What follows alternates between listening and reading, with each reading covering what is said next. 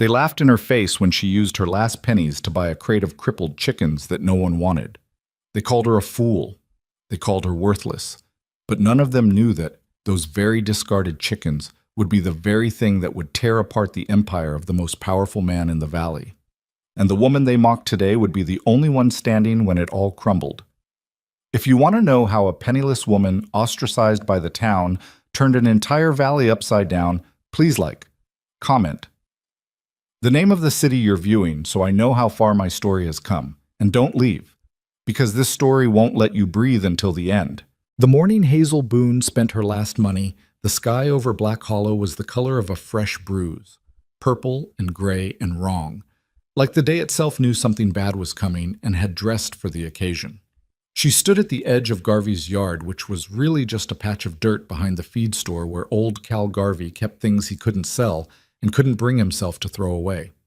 Broken wagon wheels, rusted traps, a milk cow that had gone dry 2 seasons back and still wandered the fence line like she was waiting for someone to tell her what to do next. And the chickens. There were 11 of them in a slatted wooden crate, stacked on top of each other in a way that made Hazel wince just looking at it. One had a twisted leg, another had lost most of its feathers on one side and looked like it had lost a fight with a particularly determined cat. A third one, the smallest, sat in the back corner making no sound at all, just blinking slowly with eyes that were slightly too far apart. 10 cents for the lot, Cal Garvey said.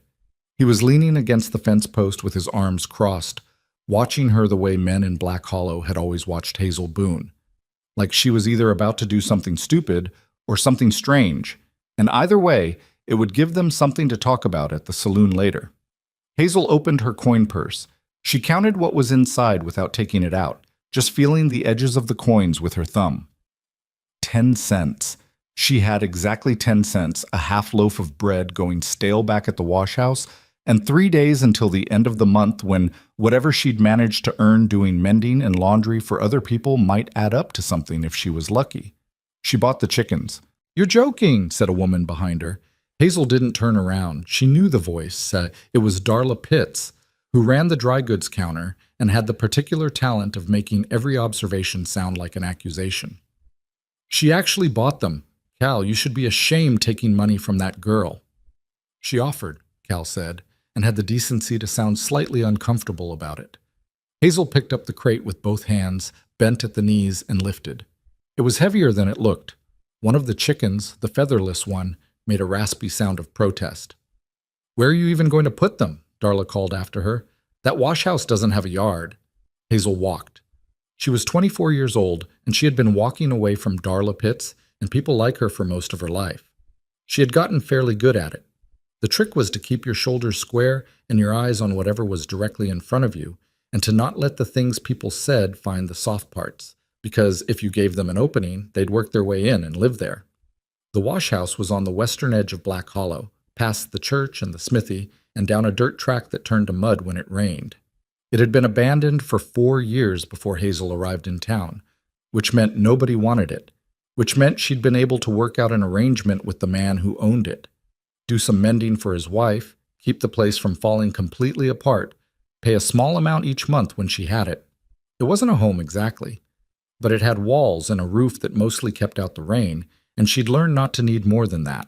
She set the crate down in the narrow strip of ground behind the wash house, the strip of ground that could only generously be called a yard, and crouched in front of it.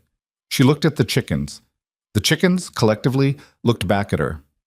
"All right," she said, "I'm not going to pretend this is ideal for either of us." The one with the twisted leg pecked experimentally at the slat nearest to her hand. "That's fair," Hazel said. She spent the rest of that morning building a small enclosure from scrap wood she'd been collecting off the back of the smithy pile and some wire she'd traded 2 days of mending to acquire. It wasn't pretty, it leaned a little to the left, but it was solid enough to keep things in and most things out, which was all she needed it to do. By the time she let the chickens out of the crate, it was midday, and Black Hollow's main street had filled up with its usual midday traffic, ranchers coming in for supplies, townspeople running errands, the group of men who sat outside the saloon every afternoon because apparently they had nowhere else to be. Hazel didn't go back to the main street that afternoon. She had work to do. She had come to Black Hollow 14 months ago with a carpet bag, a good pair of hands, and the understanding that she was starting over. She didn't talk much about where she'd been before or what she'd left behind, not because she was hiding anything shameful, but because the story was long and dull and usually made people either uncomfortable or inappropriately curious, and she had enough problems.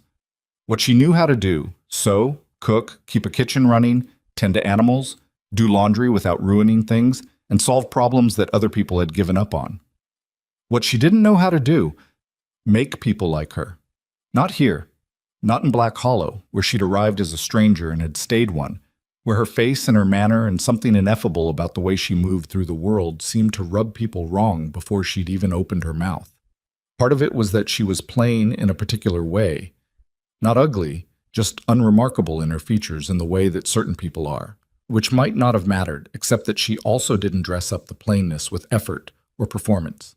Her hair was dark and she wore it pinned back in a practical way, not a stylish way. She wore clothes that were clean and well-mended, but not fashionable. She spoke directly, which made people who expected deference from women uncomfortable, and she didn't fill silences with small talk, which made people who were used to managing conversations nervous. She'd been trying to save enough to rent a proper room somewhere, maybe a small storefront. She'd had ideas about a laundry service, something more formal, something that could grow into something else. She was good enough at cooking that she'd thought about that too. A little eating place, nothing fancy, just good honest food at honest prices. 10 cents for 11 broken chickens had set that back considerably. She knew that. She'd bought them anyway. There had been a moment, standing in front of that crate, when she'd almost talked herself out of it. The math was simple and not in her favor.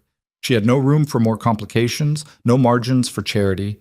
Every practical instinct she had said walk away.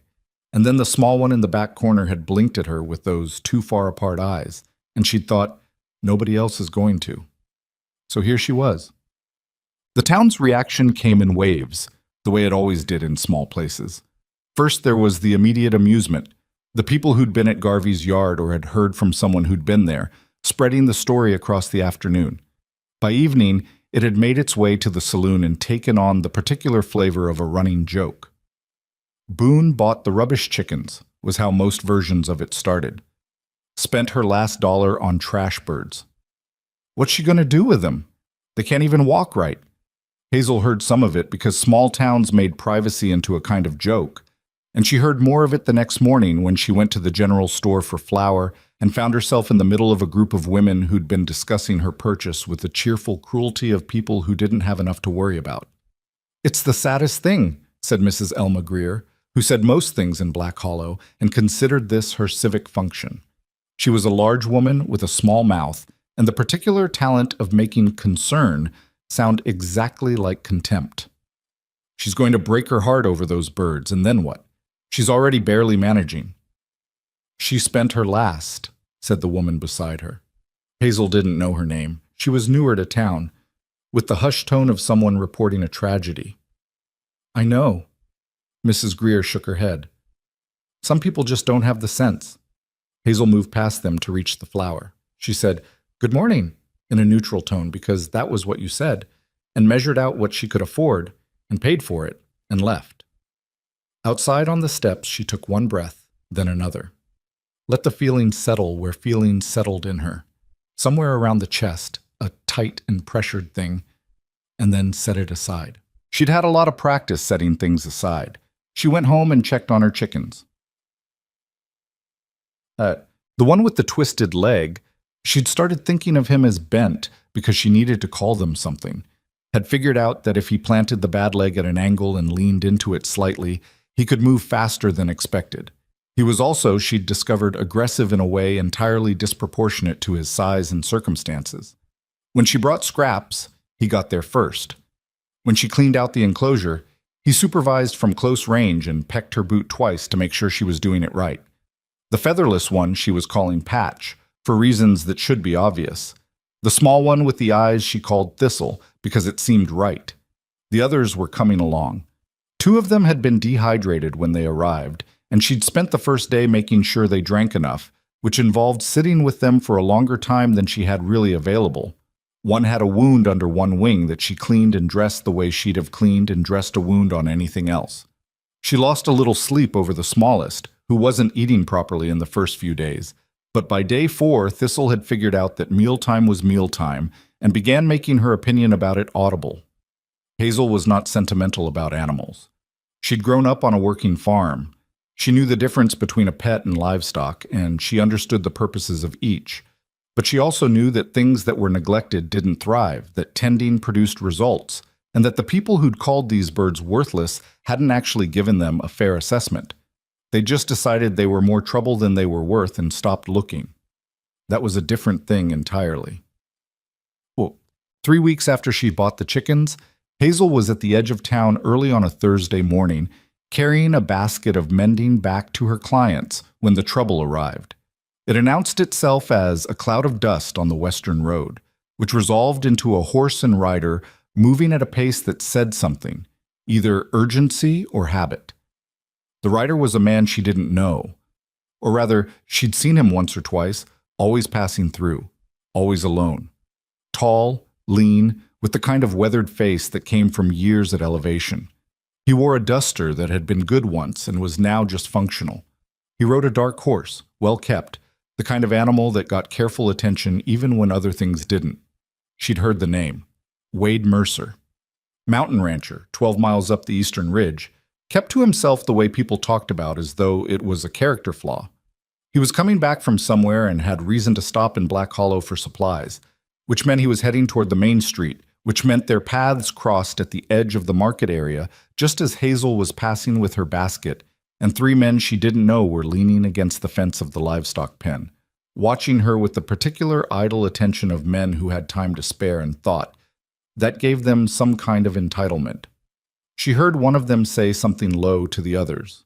Laughter. Those the famous cripple chickens? The one who said it was a younger man, maybe 20, with a hat pushed back on his head and an expression that suggested he found himself very entertaining. Heard you bought a bunch of trash birds, Miss Boone. Spent your whole purse on them. Hazel kept walking. What are you going to do? Cook them? He fell into step beside her, which was presumptuous, but she'd dealt with presumptuous before. Can't get good meat off a bad bird. My uncle had a twisted leg rooster once, tasted like boot leather. Then your uncle didn't know how to cook it, Hazel said without stopping. The man blinked. His companions made the kind of sound that meant they were deciding whether to laugh at him or with him. They're worthless, he said, and there was something in his tone now that was less jovial and more irritated because he'd expected her to either shrink or to fuss, and she'd done neither. Everyone knows it. You wasted your money. That's my business, Hazel said. It's embarrassing is what it is. He moved to cut in front of her, and she stopped because she'd walked into enough situations by accident to know when to stop and when to keep going. Going around town with those busted-up birds like you did something smart. People are laughing at you, you know that? I'm aware of what people are doing, she said. She was aware also that Wade Mercer had pulled his horse to a stop nearby. She didn't look at him. She didn't need another audience. Then why? Because nobody else was going to, she said. And I had 10 cents. Now excuse me. She walked around him. He didn't try to stop her. Behind her, she heard one of his companions say something she didn't catch, and then there was the sound of a horse moving, and she was already past the livestock pens and heading down the street. Done. She didn't think about the incident again until the following morning, when she was in her narrow yard checking on Bent's leg. He'd been favoring it differently, which she needed to assess, and she heard the sound of a horse on the track. She stood up, shielding her eyes. Wade Mercer came down the track at a slow walk, like a man who'd made a decision and was now following through on it methodically. He stopped his horse at the edge of what she could generously call her property line and looked at the enclosure and the chickens in it. He had a face that was hard to read, not because it was unfriendly exactly, but because it was closed, like a door that was shut but not locked, maybe. She waited to see what he'd do with it. Heard you can cook, he said finally. I can, she said. Heard you know animals. Some. He looked at the enclosure again, at Bent, who was in the middle of his sideways trot toward the water dish, which always made people react in some way. Pity, amusement, discomfort. Wade Mercer watched the rooster make it to the water dish and drink from it with pointed dignity, and his expression didn't change. I've got a ranch on the East Ridge, he said, 12 miles up. I've got 4 hands and a cook who quit in March, and a kitchen that's been running on whatever my foreman can manage over a fire, and a garden that's half dead, and a problem I don't have time to fix myself. He paused. I'm looking for someone who can run the domestic side of things. Kitchen, garden, general management of what needs managing. It's not glamorous work. I've never been looking for glamorous work, Hazel said. He nodded like that was the answer he'd expected. Pay is fair. You'd have your own space. There's a small room off the main house. Your animals can come. Hazel looked at her chickens. At Thistle, who was doing the thing she did in the mornings where she walked the perimeter of the enclosure in a very focused and purposeful way that had no apparent conclusion. At Patch, who was getting her feathers back in a patchy, asymmetrical fashion that was not aesthetically coherent, but was progress. I'd need to see the place first, Hazel said, before I agree to anything. That's reasonable, Wade said. And I'd need to know what I'm actually walking into. If the kitchen's in bad shape, I want to know how bad before I get there and find out. Something moved in his face, not quite a smile. It's bad, he said. I'll tell you that straight. The whole thing's been in decline. The cook was the last in a line of things that went wrong. Before that, it was the foreman who was stealing, and before that, it was a season where everything that could go wrong with the herd did. The ranch needs more work than I've had hands to give it. Why are you telling me that? She asked. Most people selling a job tell you the good parts. I'm not selling you anything, he said. I'm asking if you're interested. There's a difference. He looked at her steadily. You'll find out the bad parts when you get there either way. I'd rather you find out now and decide than get there and feel cheated. Hazel considered that for a moment. When would you need an answer? She said. Tomorrow morning. I ride out at first light. He picked up his reins. Think on it. He turned his horse and rode back up the track without elaborating. She watched him go and then looked back at her chickens. Bent had finished his water and was now standing in the middle of the enclosure, apparently supervising Thistle's perimeter walk and finding it adequate. Well, Hazel said to nobody in particular. She thought about it. She laid out the facts the way she usually laid out facts, practically, without sentiment attached. The wash house was costing her something every month. Not much, but enough. Her work here was piecemeal, dependent on whoever needed mending or laundry done, and those needs were inconsistent. She had not been able to save anything meaningful in 14 months. The plans she'd had when she arrived, the laundry service, the eating place, were no closer than they'd been. She was, if she was being honest with herself, stuck. Wade Mercer's offer was work. Real, steady work, with pay and a place to sleep and the ability to bring her animals, which she hadn't expected anyone to offer. She didn't know him, which was a problem. She didn't know the ranch, or the hands, or what the situation actually looked like beyond his bare description of it. But she'd made harder decisions with less information. And there was something about the way he'd spoken to her. Not like she was a problem he was solving or a charity case he was managing, not like the woman everyone in Black Hollow had decided she was. He'd watched Bent walk to his water dish, and he hadn't laughed or winced. He'd just watched. That was a small thing. She didn't want to make too much of it, but she'd learned over the years to pay attention to small things. They were usually the ones that told you the truth. She lay in her narrow cot in the wash house that night and made her decision before she fell asleep. In the morning, she was packed before dawn. Topum. Wade Mercer arrived at the wash house track at first light, as he'd said. He looked at her carpet bag and her crate of chickens and the small bundle of her other supplies, and he didn't say anything about any of it. He lashed her things to the back of the pack horse he'd brought, and she made a separate arrangement for the chicken crate with some rope and a pad of old burlap, and when it was done, he looked at it and said, "That'll hold," and they left. The ride up to the ridge took the better part of 3 hours. The road turned to track, and the track turned to something that was more suggestion than path, climbing through pine and open meadow and a stretch of rocky escarpment where Hazel's horse picked its way carefully and she led it. She'd ridden enough to know when to trust the horse. Wade rode ahead and didn't talk much, which suited her. She was busy looking. The land up here was different from the valley. Harder and more open, with a sky that felt bigger than the one over Black Hollow, which was probably the elevation doing something to her perception. The grass was dry from summer, but there was life in it. She could see where it would be good grass in the right season. the kind of grazing land that made the difference between a herd that barely survived and one that thrived. The ridge was exposed but protected on the eastern side by a long natural windbreak of Douglas firs that someone had been clever enough to recognize and not clear.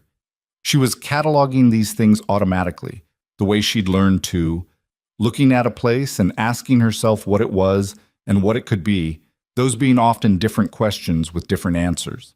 The ranch itself came into view around a bend in the track, a main house of log and stone, 2 stories, well built originally, but showing the signs of deferred maintenance that came from years of things being almost attended to. A barn that was larger than she'd expected, solid. A bunkhouse off to the side. Corrals, some in better shape than others. A kitchen garden that was, she could see it from 30 yards away, in much worse shape than bad. What had been planted there was mostly weeds and dry stalks, and the ghost of something that might once have been productive. 4 horses in the near corral, a dog sleeping on the porch, and 4 men, 3 of whom were watching her arrive with varying degrees of hostility, and one of whom, older, with a gray beard and a face like dried leather, was watching her with what she could only describe as suspension of judgment, which was better than the alternative. "That's my foreman, Gus Aldridge," Wade said, nodding at the gray-bearded one. "He's been here longest, knows the place inside out." "And the others?" "Deke and Tarver are brothers, came up from the south 2 seasons back. Good with cattle. Not happy about much else." He paused. "The younger one, Ren, he's 16. His father worked here. He's been keeping the kitchen fire going, but he doesn't know what he's doing in there and he knows it. He won't give you trouble." "What about the other 2? Wade was quiet for a moment. "They don't have to like it," he said. "They have to work." It wasn't the most reassuring thing he could have said, but at least it was honest. She dismounted at the hitching post and a man came down the porch steps. Deke, she guessed, from the south, because he was the one who looked the most immediately displeased. He was a broad man, maybe 35, with a mustache that needed attention and eyes that were doing a rapid assessment of her in a way that had nothing generous in it. "This is the new cook?" he said to Wade. He didn't say it to her. "This is Hazel Boone," Wade said. "She's running the kitchen and the garden and whatever else needs running on the domestic side." "We've had women try this before," Deke said, still not addressing her. "Doesn't tend to work out." Hazel said, "I'm standing right here." Deke looked at her. She held his gaze. They had a moment. "Kitchen's that door," he said, and pointed, and went back to whatever he'd been doing. The kitchen was, as advertised, bad. She stood in the doorway for a moment and just looked at it. It was a large room, which was good, with a good iron stove, which was also good. But it had been maintained, if maintained was even the word, by a progression of people who didn't care about it, and the evidence was everywhere. The shelves were poorly organized, the kind of disorder that came from things being put wherever they were set down and never reconsidered. The work surfaces were scarred and stained and not clean. There were pots that had been through something traumatic and never fully recovered. The small pantry off the main kitchen held some supplies, enough to cook with, barely, but they were badly organized and some of what she found was older than it should be. The young man, Ren, was standing at the stove with the expression of someone who knew they were failing at something and had been failing at it long enough to be genuinely tired of it. He was 16 as advertised, lanky, with a serious face and quick eyes. "You're the new one?" he said. "I'm Hazel," she said. "I've been doing the cooking since March." He looked at the stove like it had done something personal to him. "It's not good cooking." "What are you making now?" "Beans. That's mostly what I know. Beans and biscuits." He paused. "The biscuits aren't great either." "Okay," she said. "Let me look around first. Then we'll talk about what comes next." She spent an hour going through the kitchen and the garden and the pantry, making mental notes. She found the things that were salvageable and the things that weren't and the things that needed immediate attention. She found behind a poorly stacked pile of flour sacks a set of proper cooking tools, good knives, a proper set of measuring cups that had apparently been exiled there at some point and forgotten. She found herbs in the garden that were still alive because they were stubborn enough to survive without care, which meant they'd thrive with it. She found that the root cellar was in better shape than the rest of it, and that there were stores there, root vegetables, dried goods that could be worked with. When she was done, she went back to the kitchen and told Wren to move over and showed him a better way to handle the beans. Not better in a complicated way. Better in the way of, there's a reason they taste the way they do, and here's how to change it. He watched her with the focused attention of someone who was genuinely tired of doing something badly. That was a good sign. The first week was a negotiation. Not explicit. Nobody sat down and laid terms on a table. But it happened in 100 small ways every day, the way things always happened in close quarters when people were figuring out what they were going to be to each other. Deke tested her twice that first week. Once by forgetting to tell her that dinner needed to happen earlier on Tuesdays when they were moving cattle, so she was halfway through preparation when the men came in expecting to eat and there was nothing ready. She adjusted without making a production of it, reprioritized, had food on the table within 30 minutes. Deke didn't apologize. She didn't expect him to. The second time he came into the kitchen while she was working and stood there, just stood there in the middle of the room where she needed to move, and watched her with crossed arms. She worked around him, literally, twice. The third time she said, "You're in my way," and he moved without comment and left the kitchen. Tarver, his brother, was a different creature. Quieter, more watchful, more difficult to read. He didn't test her, but he also didn't acknowledge her. She'd catch him looking, and when she looked back, he'd look away. She decided to let that one develop at its own pace and not force it. Gus Aldridge, the foreman, had a conversation with her on the third day. They were both out by the garden at dawn. She was clearing a section, he was coming back from the barn, and he stopped and watched what she was doing. "You know what you're at," he said. "I grew up farming," she said. "Different crops, but the same idea." He was quiet for a moment. "Ranch has been struggling since the old cook left. Before that, since Turner left." He said the name with the particular neutrality of someone naming a wound without pressing on it. Things went bad in layers. Hard to come back from that. "Things usually can be," she said. "Depends what the layers are made of." He looked at her. She kept clearing. "Deke's not going to warm up easy," he said. "I'm not here to be liked," she said. "I'm here to do work." He made a short sound, not quite a laugh, but in that direction. "Fair enough," he said, and went back to the barn. Wren was her unexpected ally. He had no pride invested in the kitchen being the way it was, because the kitchen being the way it was had been humiliating for him. When she showed him something, he retained it. When she needed another pair of hands, he provided them without complaint.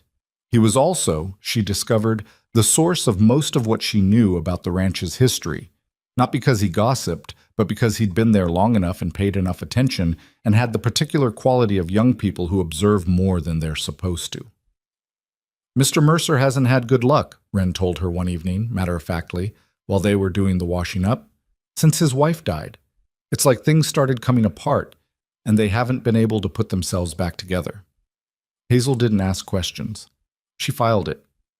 Wade himself was around. She saw him every day, but they hadn't talked much. He ate the food she made, which she thought was going fairly well for the first week, and he said so once, briefly. He asked her once about the garden, whether it could be recovered, and she told him yes, but it would take a month of consistent work, and she'd need certain things she didn't currently have. He said he'd get them. He did. He wasn't easy to read. He wasn't trying to be read. But she thought there was something genuine in him, something beneath the self-containment that was just a man doing his best with what he had, in difficult circumstances, without a great deal of margin. She recognized that state. She'd been living in it herself for a while. On the 12th day, Hazel's chickens laid their first eggs. 3 of them. Not Bent, he was the rooster, obviously, and not Thistle, who was still young enough that it might be a while. But 3 of the others, who had spent the first 2 weeks recovering from the journey and adjusting to the new enclosure she'd built behind the kitchen, produced 3 small brown eggs on a Tuesday morning. Hazel found them when she went out to check the birds before breakfast. She stood there for a moment, just looking. Then she took them inside, scrambled them with a little of the dried herbs she'd gotten going in pots on the kitchen windowsill, and served them to Wade Mercer with breakfast. He ate the eggs. He looked at his plate, then at her. "What's different?" he said. "My chicken's laid," she said. He put his fork down for a moment. Those eggs are from those birds? 3 of them contributed, yes. He picked his fork back up. Huh, he said. He finished eating. That was, Hazel thought, probably the best review she'd ever received. She found the ledger on a rainy afternoon in the 3rd week. She hadn't been looking for it. She'd been trying to organize the storage room off the kitchen, which was the last area she hadn't fully gotten through, and it was behind a box of old crockery. A ledger book, water-stained and old, with a cracked leather cover. She almost put it back. It wasn't hers, but something made her open it, and what she found inside made her sit down on the floor of the storage room with her back against the shelves and read it slowly from the beginning. It was a record of transactions, years of them, going back at least a decade. Most of them were straightforward enough, the kind of accounts any ranch would keep, supply purchases and cattle sales and payments made. But as she read further, patterns emerged that made her stomach do something uncomfortable. Prices that didn't match what she knew about the local markets. Debts recorded at higher rates than she'd understood were standard. A note here, a notation there, in different handwriting from the main entries. Small adjustments, always in the same direction, always slightly wrong. She sat with the ledger for a long time. Then she put it back where she found it and finished organizing the storage room. And that evening, after the dishes were done, she sat at the kitchen table and thought about what she'd found. She didn't say anything yet. She needed to understand it better first. And she needed to know more about a name that appeared repeatedly in the ledger. The same name on the notes, the same name on the worst of the debt records. Victor Crow. She'd heard the name once already, in passing. She started paying closer attention to when and how it came up. It came up more than she'd expected. And the more she listened, the more she understood that what she'd seen in that ledger was not the end of something. It was the beginning. By the end of her first month on the ranch, 3 things were true. The kitchen was running, not perfectly. She had more she wanted to do, more she was building toward, but there was food on the table every day that was good food. Food that the men ate without complaint, and sometimes with something approaching appreciation. Deke was still Deke, but he'd stopped standing in the kitchen to make a point, and once, she'd caught him eating a second biscuit and pretending he wasn't. The garden was coming back. Slowly, with a lot of work, but there were things growing in it now that hadn't been there before, and she had a plan for the next section that she was starting to execute, and in 3 months there would be real production coming out of that ground. And Hazel Boone had made herself necessary, which was different from being liked. She'd always found that useful. What she hadn't done yet was figure out what she was going to do about Victor Crow. But the ledger was still there, and her memory was good. And she'd learned over a hard life that the things you didn't address had a way of growing in the dark until they were too big to deal with, and it was always better to start earlier than you thought you needed to. One evening, sitting on the porch after dinner, she watched the sun go down behind the western ridge and thought about the road that had brought her here. From a childhood on a failed farm, through years of getting by, to a town where she'd been laughed at, to a mountaintop she hadn't expected. She thought about 11 broken chickens and the 10 cents she'd spent on them. She thought about Bent, who every morning performed his sideways trot to the water dish with the specific dignity of an animal that had made peace with his condition and found it perfectly adequate, and she thought that there was something in that worth paying attention to. She didn't know yet how bad things were going to get, but she was here. She was working, and she was, for the first time in a long time, somewhere she could see a shape to things, a direction, a possibility, a sense that what she was building might actually hold. For now, that was enough. The name Victor Crow kept surfacing the way bad water does. You don't always see it coming up, but you start to notice the taste. Hazel had been on the ranch 6 weeks when she finally got a clear picture of who he was. Not from one conversation, but from accumulation. The way Gus went quiet when the name came up, the way Deke's jaw set differently, the way even Wren, who was 16 and not given to drama, said it with a particular flatness that teenagers reserved for things that genuinely frightened them. Victor Crow owned the grain supply operation in Black Hollow. He owned 2 of the 3 warehouses in the valley. He had a share in the bank, which was not publicly known, but which Gus confirmed one morning with the tired certainty of a man who'd figured something out too late. He controlled the pricing on supplies that every rancher in the valley needed to get through winter, and he controlled the contracts that determined where cattle went to market and at what rates. He doesn't need to steal from you directly, Gus told her. They were at the corral fence watching Wade work one of the younger horses. The conversation happening in the unhurried way conversations happened out here when men had decided to say something they'd been holding for a while. He just makes it so that everywhere you turn there's a toll. You pay more for your grain, you get less for your cattle, your credit costs more than it should. None of it's enough to fight in court. All of it together is enough to break you. And nobody's pushed back, Hazel said. Couple people tried. Gus was quiet for a moment. Tom Ridley, out on the West Fork, took Crow to the county recorder 2 years ago over a land dispute. Tom's running half the cattle he was running before. Crow didn't do anything illegal, nothing you could prove, but somehow Tom's line of credit dried up. His best seasonal hands got better offers from Crow's affiliated operations, and his access to the Eastern Market Road got complicated. He paused. People notice things like that. So they stopped pushing. Hazel looked at the ledger numbers she'd been quietly reconstructing in her head, cross-referencing against what she knew about market rates from her time in the valley. The debt Wade's ranch was carrying wasn't impossible, but it was larger than it should have been, inflated by years of supply costs that ran consistently above what the market should have supported, and by interest calculations that had been adjusted in ways that were subtle enough to miss if you weren't looking closely. If you were looking closely, though, they were there. "Does Wade know the full extent of it?" she asked. Gus looked at her sideways. "He knows the ranch is in trouble. He knows Crow has leverage. He doesn't—" He stopped, considered. "He's been dealing with other things, since Eleanor died." Eleanor, that was the name. Hazel had heard it once before from Wren, and she'd filed it and left it alone. She left it alone now, too.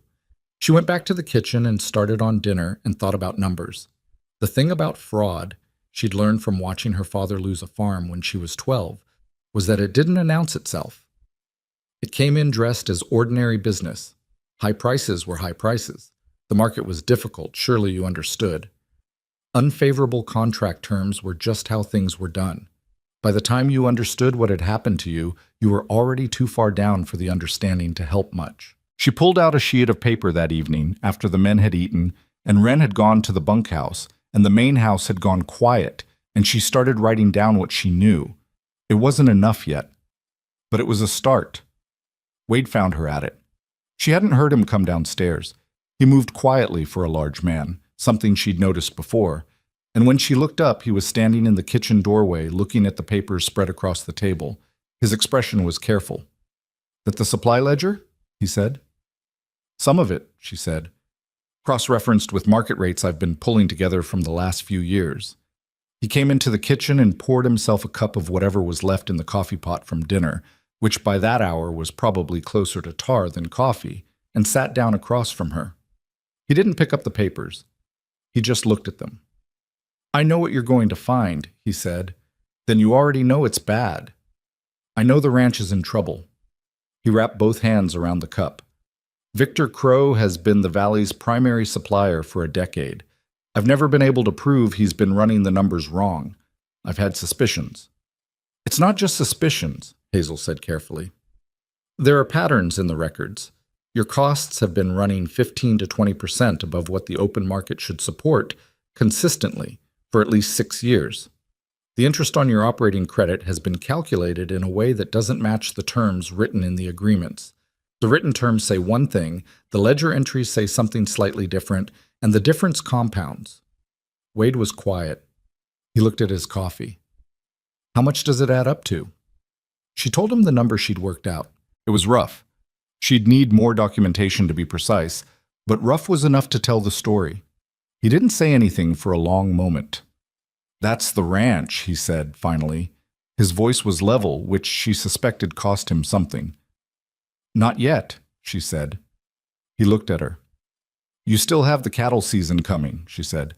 "If it goes well, if the prices hold and the herd's in decent shape, you can cover the immediate debt. It won't fix the underlying problem, but it buys time. And if it doesn't go well—" She didn't answer that because they both knew the answer. He stood up, took his coffee, went to the window. Outside, the ridge was dark, just the outline of the tree line against a sky with too many stars. He stood there for a while. "You don't have to get involved in this," he said. "You were hired to run the kitchen." "I found it in the kitchen," she said. "It's a little late for that." He turned to look at her. There was something in his face that she couldn't entirely read. Not gratitude exactly, and not surprise, but something that suggested he'd been alone with this for a while and had stopped expecting any different. "What do you need?" he said. "More records," she said. "Whatever you have from the last 10 years, and I need to know who else Crow's been doing this to, because I don't think it's just this ranch." He nodded once. "I'll get you what I have." He went back to bed. Hazel sat at the kitchen table for another hour with her papers and the numbers and the thing that was building in her quietly. Not anger exactly, though anger was part of it. Something more deliberate than anger. She'd seen this before, in a different form. She knew how it ended when people didn't fight back. She wasn't planning to let it end that way. The cattle season started in late August, and it started badly. Not catastrophically. Hazel kept telling herself that because catastrophically was a different thing, and this was still recoverable. But 3 days before the drive to the seasonal market, they discovered that 40 head of the herd had been redirected. Redirected was the word Gus used. What it meant was that a man named Sull, who ran the Eastern Pass access on behalf of a land management company that Gus mentioned with a particular tone of voice, had decided that the access road through the pass, the road the ranch had been using for 6 years, was now under renegotiated terms, and those terms included a per-head fee that would eat a significant portion of whatever Wade got for the cattle at market. The alternative was the southern route, which added 2 days to the drive and went through terrain that was hard on the cattle, which would affect their condition and therefore their price. "This is Crow," Deke said flatly. He was sitting at the kitchen table, which had somehow become the place where serious conversations happened, which Hazel found interesting, with his hat in his hands. It was the first time she'd seen him with his hat in his hands. It made him look younger and more tired. He's done this before. He tightens the roots before the market season, hits you when you've got no time to maneuver. "Does he own the pass management company?" Hazel asked. "He owns a share," Gus said. "Hard to prove directly. It's through another name." "Of course it is," Wade said. They took the southern route. Hazel didn't go on the drive. She stayed at the ranch, which was where she could be most useful. But she watched them leave at 4 in the morning, 11 horses and 40 head of cattle and 4 men plus Wade, heading down through the dark, and she felt the weight of the timing like something sitting on her sternum. While they were gone, she worked. She worked on the garden, which was producing real results now. Herbs and late-season vegetables that she was putting up against the winter in the root cellar, expanding the stores that had been so thin when she arrived. She worked with Wren on the kitchen stores. She wrote more letters, very carefully, to the county assessor's office requesting public records. The kind of records that were technically available to anyone who knew to ask for them. And she talked to people. Not about Victor Crow directly, not yet. She talked to the women who came to trade at the edge of the property sometimes. There were 2 homestead families within reasonable distance, and she'd made careful acquaintance with them. She talked to the occasional traveler who stopped at the ranch for water or directions. She listened, the way she'd been listening for weeks now, to the shape of what people said about prices and supply and the way business worked in this valley. What she heard was, she wasn't wrong, and it wasn't just the Mercer Ranch. There was a homesteader family named Parton, 3 miles down the eastern track, who were in a similar position, not as severe because their operation was smaller and they needed less credit, but the same patterns. There was an older rancher named Bo Calloway who'd sold off his western pasture 2 years back because he couldn't make the numbers work, and who now, from what she could piece together, suspected he'd sold it at a price that was artificially depressed because his credit had been suddenly complicated right before the sale. That pasture, she learned from a careful question to Wren, was now owned by a holding company that, if she had to guess, she'd bet had some connection to Victor Crow. She couldn't prove that yet. She was working on it. Wade came back from the market drive on a Thursday, a day later than expected. The southern route had been harder than anticipated, and 3 cattle had come in worse condition than they'd left, dropping the per-head price the buyer would offer. He came into the kitchen that evening looking like a man who'd slept 3 hours in 5 days, which was accurate, and sat down heavily in the chair across from her. She put food in front of him without ceremony. He ate it. "How bad?" she said, when he was halfway through. "Bad enough," he said. "Not the end, but—" He pushed the plate slightly. Victor Crow was at the market, not as a buyer, just there, watching. Hazel was quiet. "He didn't say anything to me," Wade said. "He didn't have to." He looked at the table. He came over and shook my hand and asked after the ranch, very friendly, and the buyer I'd been working with for 3 years suddenly found reasons to push the price down another 5%.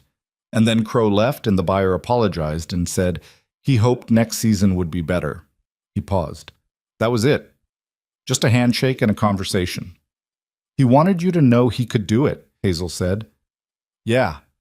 Wade rubbed the back of his neck. "He wanted me to know." She cleared his plate and came back with coffee. Actual good coffee this time, not the evening tar, and sat down across from him with her papers. She'd been adding to them while he was gone. "I found 3 other operations in this valley running the same pattern," she said. She kept her voice factual, because factual was what the moment needed.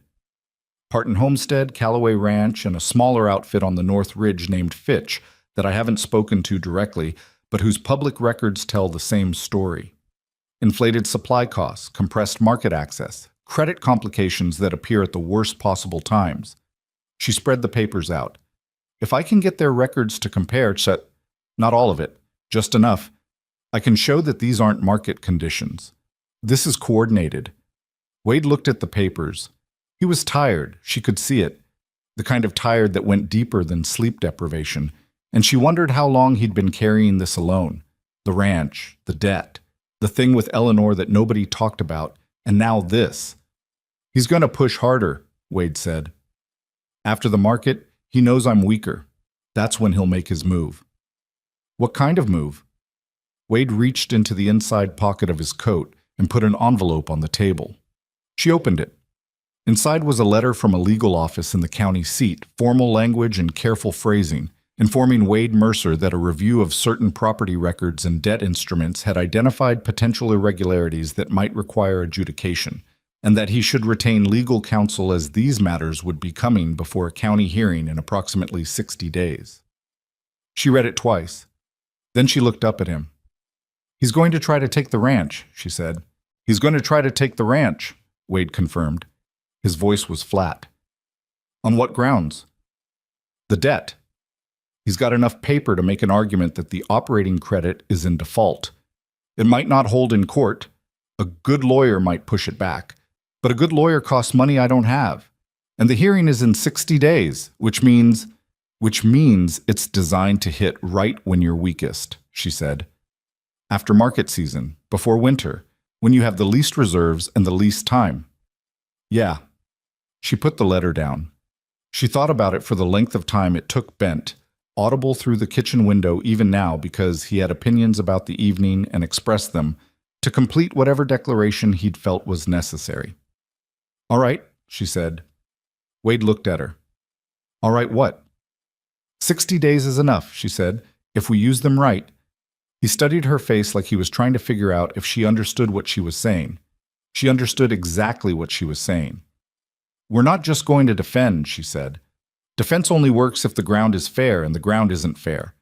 We're going to show what he's been doing, to this ranch, to the Partons, to Callaway, to everyone he's touched in this valley, and we're going to show it somewhere it matters, in front of people who can't ignore it."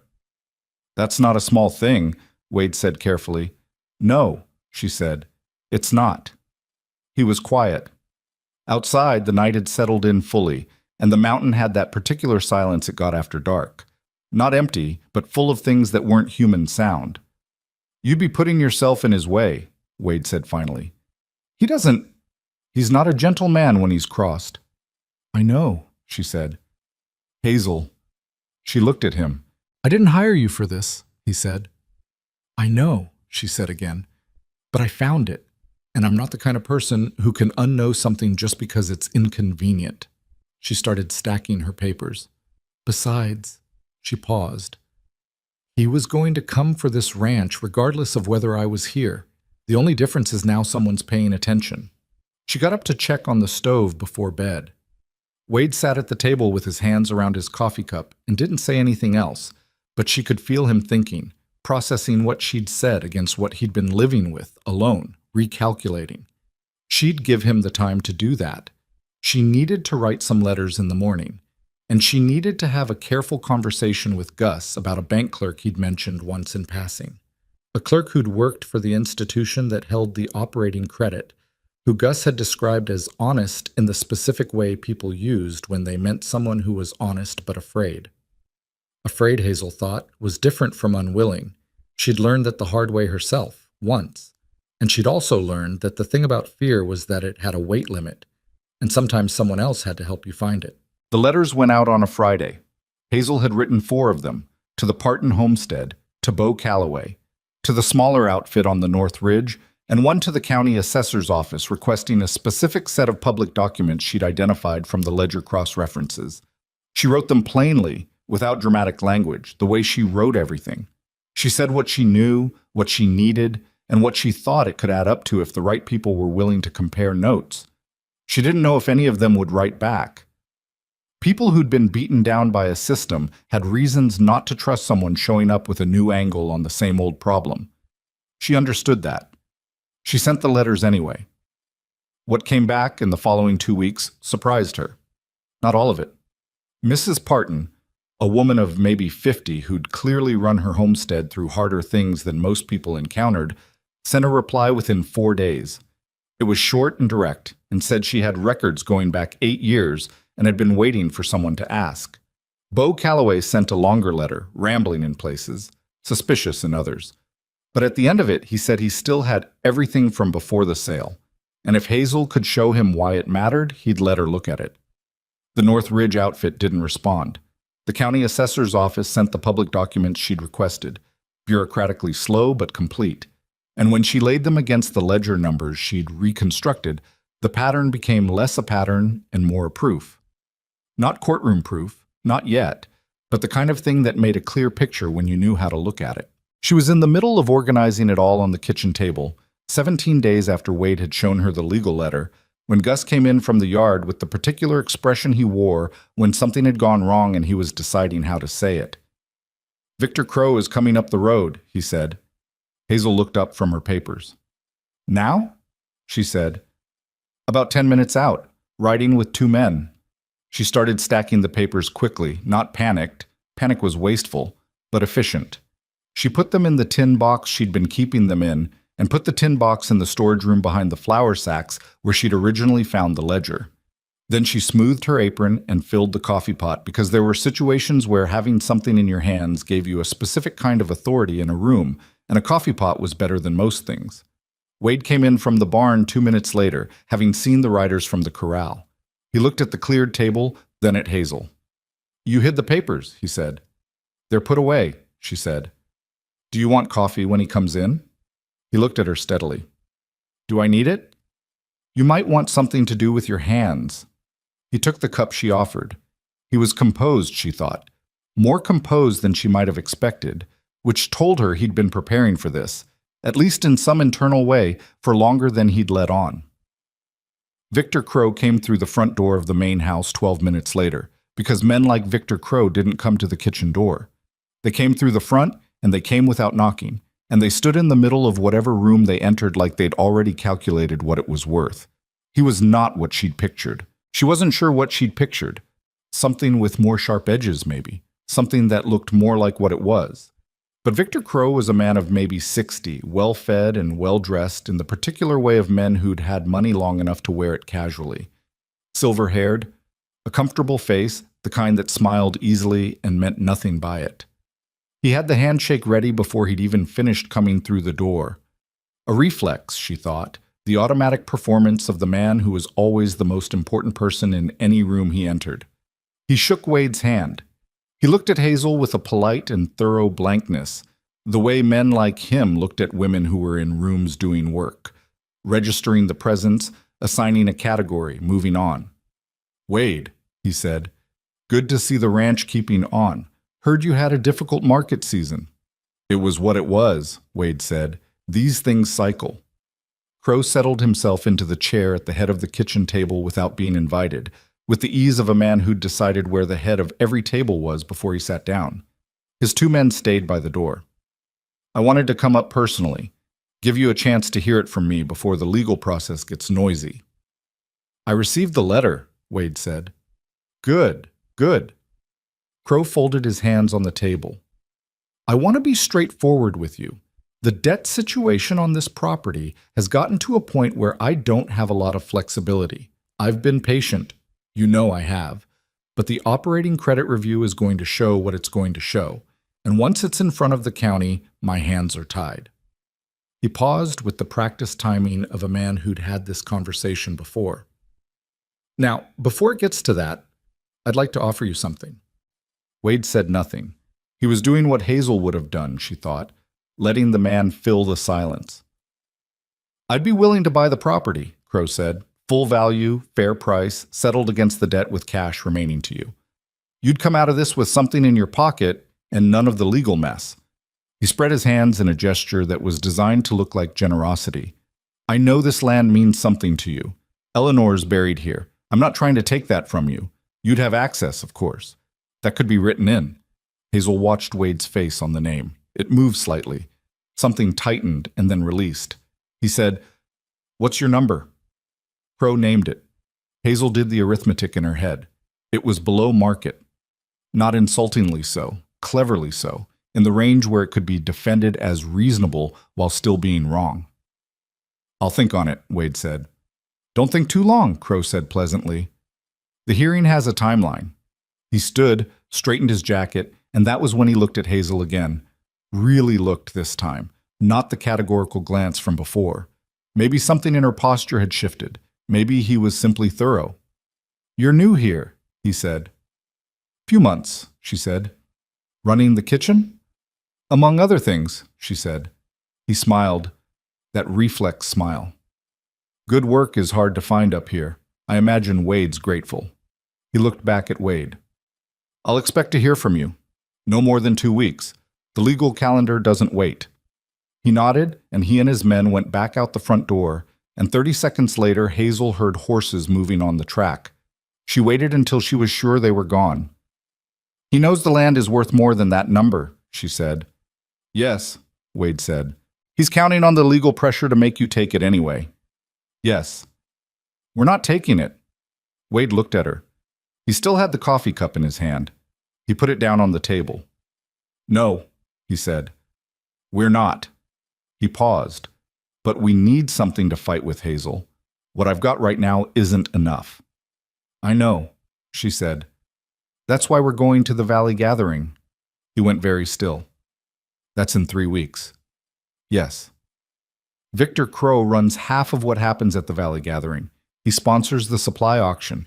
He's been the de facto host for 6 years. I know, she said again. You want to go into his event and do what exactly? She thought about how to say it, not because she was uncertain, but because the shape of an idea mattered when you were asking someone to trust you with something that could go badly. The gathering is the one time every year when every rancher, every homesteader, every family in this valley is in the same place, she said. It's the one time you can say something where it can't be contained, can't be managed, can't be quietly dealt with in a back office. And it's the one time that Victor Crow can't make people disappear from the room. She let that sit for a moment. I'm not going there to make a speech. I'm going there to cook. Wade stared at her. He controls the supply auction, she said. Every year he sells off his surplus, the goods that didn't move, the livestock he's bought up cheap, the things he's collected from people who couldn't pay their debts, including this year a lot of chickens. I've seen the posted notice in town. He's got 40-some birds up for lot sale. Probably bought them off struggling homesteads at bad prices. You want to buy his chickens, Wade said. It wasn't quite a question. I want to buy them and cook them, she said. All of them. And serve them at the gathering feast. To everyone. She paused. You know what I can do with a chicken, Wade? You've been eating my food for 2 months. He sat down slowly. And when people are eating, she said, when they're sitting around tables and the food is good and they're relaxed, that's when you can talk to them. That's when Calloway can talk to them.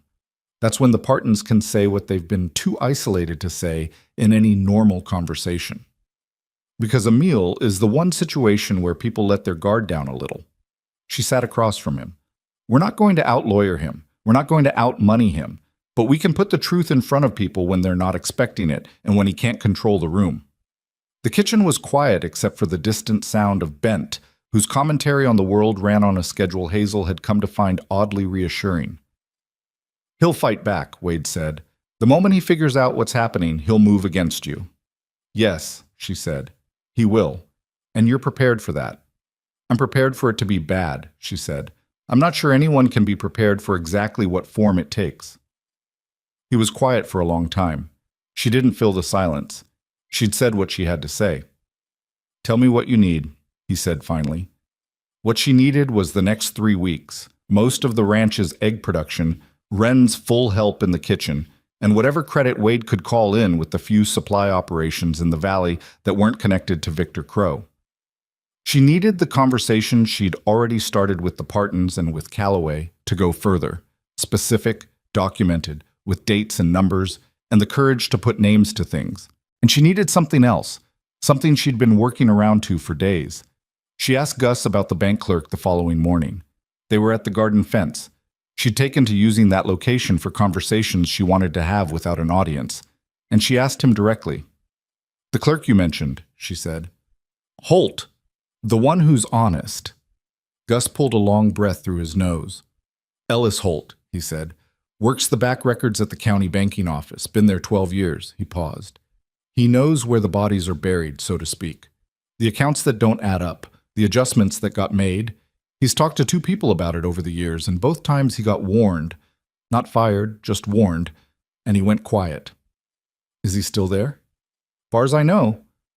Could I meet with him? Gus looked at her with something that was not quite doubt and not quite respect, but somewhere between them. Maybe, he said, if you went careful. He's not going to come out in the open, He's got a wife and 2 children, and he's not a foolish man. He's just been waiting for something to make it worth the risk. Tell him I have documentation, she said. Tell him I'm not asking him to be first. Tell him I just need him to confirm what I already have. She met Gus's eyes.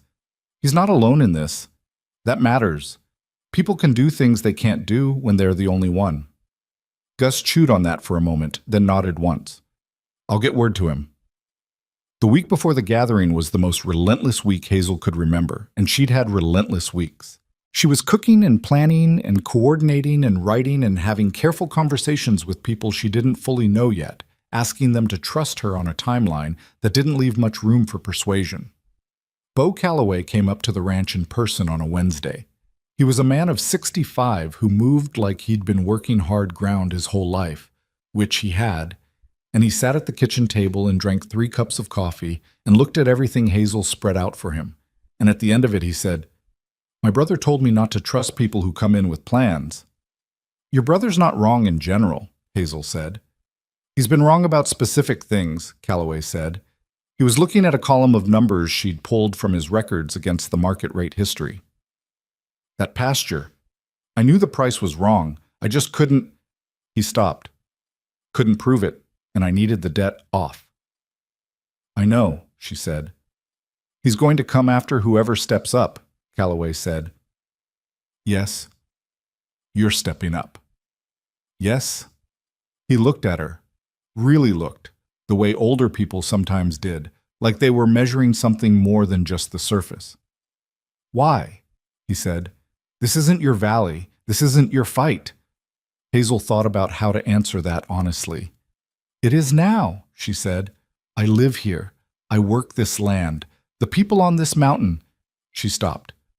I don't need it to be my birth valley to have a stake in it. And I found the thing, which means I have to do something about it, or live with having known and walked away. Calloway nodded slowly. All right, he said. What do you need from me? She told him. He agreed. He left with the particular straightened posture of a man who'd made a decision that cost him something and had decided the cost was acceptable. Gus arranged the meeting with Ellis Holt for the Thursday before the gathering, in town, at the back of the hardware store, which was owned by a man who owed Gus a favor of long standing and who had enough sense not to ask questions. Holt was younger than she'd expected, maybe 38, with the kind of careful neatness that spoke of a man who kept everything tidy because he lived around things that were not. He shook her hand formally and sat across from her at the workbench that served as a table and folded his hands and looked at her. "Gus Aldridge says you have records," he said. "I have reconstructed records," she said, "cross-referenced. I can show the pattern. What I can't show without you is the original source of the adjustments. I have the what. I need someone who knows the how." He was quiet. She could see him working through it. The calculation that every person who'd been afraid for a long time made when something changed, the measuring of risk against whatever the other thing was. Relief, maybe. Exhaustion. The particular cost of knowing something terrible and carrying it alone. "If I do this," he said carefully, "if I confirm what you have and provide what I can from the records, I need to know it goes somewhere. I'm not doing this to make a statement and then watch it disappear. I've seen things disappear before." "The valley gathering is in 5 days," she said. "Every rancher in this valley will be there. I'm going to make sure what I have is in front of them when they're in the same room with Victor Crow. And I'm going to make sure there's enough of it that he can't make it disappear quietly." Holt looked at the table. Something moved in his face that she couldn't entirely read. "I have a ledger," he said quietly. "My own. I've been keeping parallel records for 3 years, in case." He met her eyes. "In case someone came along." Hazel held very still.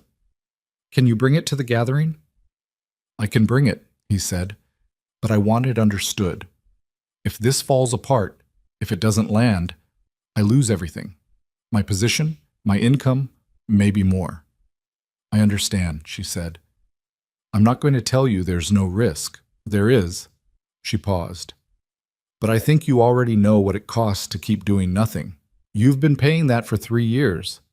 He looked at her for a long moment.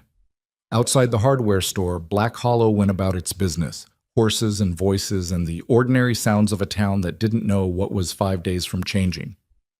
"All right," Ellis Holt said. "All right." On the day before the gathering, Hazel bought Victor Crow's chickens, all 43 of them, at his auction price, with the money Wade had put together for the purpose. The auctioneer, a man who worked for Crow and knew it, looked at her with a complicated expression when she made the bid, and she paid in full and arranged for the birds to be brought to the lot behind the gathering ground. She was up before 4 the next morning. She'd spent the previous 2 days preparing everything she could in advance, brines and stocks, and the herb preparations that needed time, the bread that was rising in covered pans by the stove. Wren was there at 4:15, eyes still half closed, and she handed him a task before he'd had time to think about not wanting it. The food was the anchor. It had to be right. Not impressive in a showy way. She wasn't trying to impress people. She was trying to make them comfortable, make them stay, make them feel, in that instinctive way that good food produced, that they were among people who cared about doing things right. That feeling was what she needed when the moment came. She loaded the wagon as the sun came up over the eastern ridge, the long, flat light of early autumn hitting the mountain grass and turning it briefly gold. Bent, in his enclosure, delivered his morning declaration with the authority of a bird who had survived considerable adversity and intended to continue doing so. Hazel checked the wagon, checked the supply boxes, checked her face in the small mirror on the kitchen wall, the practical, unremarkable face that Black Hollow had been laughing at for over a year. She thought about the moment Victor Crow had looked at her in this kitchen and seen nothing worth worrying about. She thought about Ellis Holt's ledger, about Calloway's records, about Mrs. Parton's 8 years of careful documentation. "Let's go," she said to Wren, who was already on the wagon seat. They went. The valley gathering happened every year on the flat ground south of Black Hollow, in a field large enough to hold the whole valley if the whole valley showed up, which it mostly did. By the time Hazel and Wren arrived with the wagon, the field was already filling, families coming in from the outlying homesteads, ranchers riding in pairs, the town's merchants setting up their displays along the western edge. It had the specific energy of a place that was used to being a relief valve, the one day a year when people who spent most of their time isolated and working too hard could be in the same place, and remember that they weren't alone. Hazel found the cooking area at the eastern end of the field and started work before most people had finished tying their horses. She had the fires going within 20 minutes. Wren worked beside her without being asked, reading the situation correctly and doing the next necessary thing without direction, which was the mark of someone who'd been paying attention. The 43 birds that had been purchased the previous day were already processed and prepared. She'd arranged that in advance, paying 2 men from town to handle it at the lot the evening before, because some things were practical and not personal. The birds went into the pots and onto the spits in a sequence she'd planned in her head the night before while she lay in her cot unable to sleep. Mrs. Parton arrived at 9 in the morning with her daughter and a cart loaded with preserved vegetables from her own stores. She'd asked to contribute, and Hazel had said yes immediately, because the food being from the valley, from multiple hands, was part of the point. Beau Calloway came at 10, ostensibly to eat and socialize, but he had a leather satchel under his arm that he didn't let go of, and his jaw had the set of a man who'd made a decision and was holding on to it. She saw Ellis Holt at the edge of the crowd mid-morning. He was dressed in his best, which was a particular kind of careful that said he was treating this like something formal. He had a document case. He caught her eye across 50 yards of crowd and nodded once, and she nodded back, and they didn't speak yet. Victor Crow arrived at 11. He came in a good buggy with 2 men riding alongside and a third driving, and he moved through the gathering the way he always did, greeting people, shaking hands, making the rounds with the ease of someone who understood that power was as much about visibility and manner as it was about actual leverage. He had a word for everyone. He stopped to talk to the merchants, to the county men who came to these things for the social and political geography of them, to the ranchers whose debts he held with that same comfortable friendliness he'd brought into Wade's kitchen. Hazel watched him from the cooking area and kept working. Around midday, the food started coming off. She sent Wren out with the first of it, a line of dishes arranged on the long tables she'd set up, simple things done correctly, the kind of food that hit you somewhere below the intellect. The bread first, because bread drew people in. Then the roasted birds with the herb preparation she'd been working on since 4 in the morning, the vegetables from Mrs. Parton's cart done the way Hazel had shown her during a visit 2 weeks back, a pot of something that used the bones and the remaining herbs and had been going since before they'd left the ranch. The line formed quickly. It always did. People who'd been up since dawn doing physical work in cold autumn air were not difficult to please when there was good hot food, but this was past adequate. She knew that from the particular silence that happened when people took their first bite and stopped talking for a moment, which was the only restaurant review that meant anything. She served for 2 hours, moving between the cooking area and the tables, keeping things replenished, watching the crowd. She was looking for the right moment, and she was also watching Victor Crow, who was working the gathering with the practiced efficiency of a man conducting a performance he'd staged many times before. He noticed the food eventually. She saw him notice it, a slight pause in his movement across the field, a look toward the eastern tables, a question to someone nearby. Then he looked across to where she was working. He came over at 1:30. She'd expected it. Not this soon, but she'd expected it. He came alone, which meant he was treating it as manageable, a social correction. He stood at the edge of the cooking area with that comfortable expression and looked at the operation she'd put together and at the line of people still serving themselves from the tables. "Quite an undertaking," he said. "It's a gathering," she said. "People should eat." "These are from my auction lot," he said. The pleasantness was still there, but underneath it something had shifted. A note of assessment, recalibration. "The birds I sold yesterday." "They are," she said. She didn't stop working. "You sold them as surplus. I bought them at your price." "And turned them into, he gestured at the tables. "Dinner," she said, "for everyone." He looked at her for a moment. "You're Wade Mercer's cook." "I work for the ranch, yes." "Hazel Boone." He said her name like he'd looked it up since their last meeting, which he probably had. "You came to Black Hollow from... where was it?" "Doesn't matter much where I came from," she said. "No," he said. "I suppose not." The smile was still in place, but it wasn't doing what smiles usually did.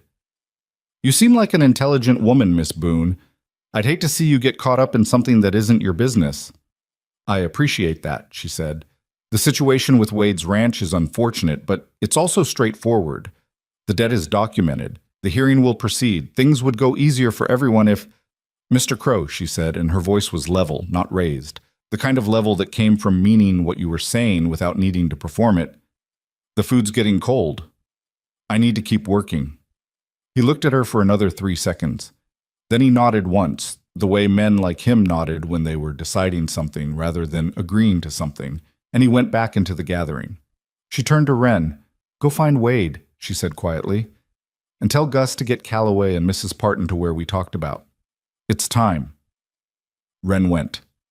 Hazel untied her apron, smoothed it, put it back on, and walked to the long tables where the remains of the meal were still being worked through, where people were sitting with their plates in the particular relaxed state that came after good food, conversations running easy across the tables. She didn't call for attention. She picked up a plate and offered it to the woman nearest her, a homesteader's wife she'd met twice, a practical woman with 3 children around her. And she said, Those birds everyone's eating. They came from Victor Crow's auction lot, the ones he called worthless. The woman looked at her plate. They're not worthless, Hazel said simply. They just needed someone to pay attention. It wasn't a speech. It wasn't meant to be. But the woman's husband was listening, and the man next to him was listening, and the conversation that started there, quiet, specific, not dramatic, was the one that began moving through the tables like something that had been waiting for a starting point. Wade was at the tables within 10 minutes. He wasn't a man who spoke easily in public. She knew that about him. But he had the kind of presence that made people listen when he did, and what he said was short and factual. He named the debt. He named the hearing. He said there were records that showed this wasn't an isolated situation and that Bo Calloway and the Parton family had agreed to say the same. Calloway stood up from where he'd been sitting and said his piece with the flat directness of a man who'd been holding it for 2 years and had finally found somewhere to put it. It wasn't polished. It was real, which was better. Mrs. Parton spoke last of the 3. She was the most damaging because she'd been keeping the most careful records, and she had the particular authority of a woman who'd managed a homestead alone for 7 years and could not be easily dismissed as someone who didn't understand the numbers. Victor Crow moved when he understood what was happening.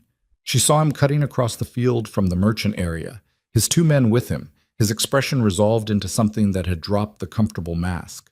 He'd made his calculation, probably that he could get to the center of it, discredit the sources, manage the narrative before it settled into the crowd.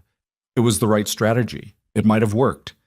Except that Ellis Holt was already standing at the table. He'd come forward while Calloway was speaking. She hadn't signaled him. He'd made the decision himself, which meant he'd been ready to make it and had just needed to see that he wasn't the first. He was holding his document case. He was visibly frightened. She could see it in the set of his shoulders, in the way his hands weren't entirely steady. And he stepped forward anyway, which was the kind of courage that actually meant something. My name is Ellis Holt, he said. I work in the records division of the county banking office. I've been there 12 years. He paused. I have documentation, my own, that I compiled separately from the official records, showing that accounts associated with Victor Crow's supply operations have been carrying adjusted interest calculations that differ from the stated terms in the original credit agreements. I have 11 accounts over 9 years. He opened the case and put the ledger on the table. I have it all here. The field had gone quiet in that specific way that outdoor gatherings went quiet. Not silent, because there was always wind and horses and peripheral noise, but the human sound of it dropped. The conversation stopped, because people understood that something had shifted and they wanted to know what it was. Victor Crow had stopped moving toward the tables. He was 15 feet away. He looked at Ellis Holt and at the document case and at the people sitting at the tables with their plates. His chickens, bought cheap from struggling homesteads and sold at auction and now feeding the valley in a way that was hard to misread. And for the first time since Hazel had seen him, the comfortable performance he wore had a visible crack in it. He recovered fast. She'd expected that. This is a serious accusation, he said. His voice was controlled, directed at the larger crowd rather than any individual. And a deeply irresponsible one, made in a public setting by people who clearly have grievances against legitimate business practice. He looked at Wade. I have documentation of my own, and it will be heard at the county hearing, which is the appropriate venue. This isn't it. You're right that the hearing is the appropriate venue, Hazel said. He looked at her. Around the tables, people shifted to look at her too. But the hearing is in a room that you've had a long time to prepare, she said. With lawyers you can afford, and a process you understand better than most people here do. What's appropriate about today is that everyone in this valley is in the same place, and what's happened in this valley has affected everyone in this valley, and they should know what it is before they walk into a process you control. She paused. The hearing will say what it says, but people here today deserve to make up their own minds with what they know. A man she didn't recognize, rancher, from the cut of his clothes, from somewhere in the valley she hadn't reached yet, said from the tables, I've had the same problems with supply pricing for 4 years. Always thought it was just the market. Someone else said, we stopped using the Eastern Market Road 2 seasons back because of the access fees. Couldn't make the numbers work. It wasn't an uprising. It wasn't dramatic or coordinated. It was what actually happened when the truth came out in a crowd. People started recognizing their own experience in it, one at a time, saying small things, making the individual private frustrations into a shared one. Victor Crow said coldly, Wade Mercer, your debt is documented and will be adjudicated. Whatever circus this is, it doesn't change that. It changes what goes into the record at the hearing, Wade said, and it changes who's watching. Crow looked at the crowd, at Holt's ledger on the table, at Calloway, who was standing with his arms crossed and not moving, at Hazel. You've made a mistake, he said to her. Quiet, not for the crowd, just for her. People with nothing to lose can afford to make mistakes. You have something to lose now. I know, she said. He left, not retreating. He would never have called it retreating, but reorganizing, she thought, returning to wherever he went to exercise the leverage he had. She watched him go, and she felt the weight of what he'd said land in her chest and stay there. It wasn't nothing. She didn't want it to be nothing because she needed to understand what was actually coming, and minimizing it wouldn't help. The afternoon continued. The food was eaten. The conversations kept going, some of them practical and specific. Who had records? What a county complaint required? How a formal challenge to the hearing outcome could be structured. She learned in the next 2 hours that 3 more ranchers had been dealing with similar supply issues and hadn't connected them because they'd each thought it was their own problem, private, specific to their operation. Gus found her at the end of the afternoon while she was cleaning up the cooking area, the field emptying as families started heading home before dark. He stood and helped her stack things without being asked, and for a while they just worked. Ellis Holt's going to have a hard time of it, Gus said finally. I know, she said. Crow will push back on him through the banking office. He's got connections there. I know that too. I'm going to help where I can. She wrapped a pot. I'm going to write to the regional banking authority tomorrow, file a formal inquiry. It won't move fast, but once it's filed, it creates a record that's harder to make disappear than a local conversation. You know how to do that? I know how to figure it out, she said. Gus was quiet for a moment. Today moved things, he said carefully. But Crow's not finished. No, she said. He's not. He's going to come at the hearing prepared, and he's going to fight hard.